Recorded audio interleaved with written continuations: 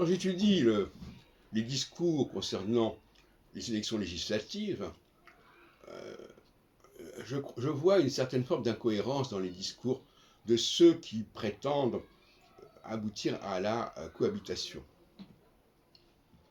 Alors moi je dirais très franchement que si Mélenchon n'arrive pas à s'entendre avec Marine Le Pen, ils n'arriveront jamais à gagner les élections.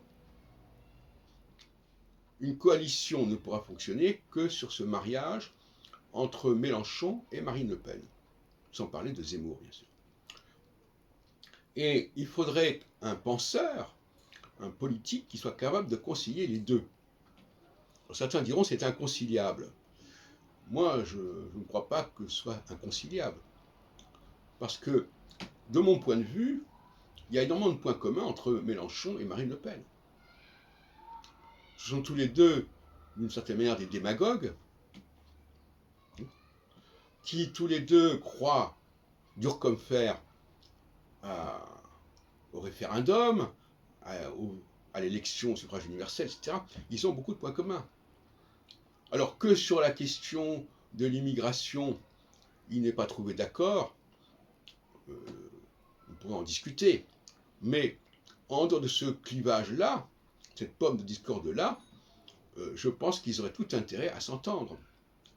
Et moi, si j'étais Macron, je rigolerais en disant, voilà, ah ben oui, il y a Macron qui veut, il y a Mélenchon qui veut une majorité parlementaire, il y a Marine Le Pen qui veut une majorité parlementaire, et ils ne sont pas foutus de s'entendre entre eux pour l'emporter. Parce que si on additionnait les députés qui seront élus dans le cadre de Mélenchon et les députés qui seront élus dans le cadre du Rassemblement national, on pourrait peut-être obtenir une majorité.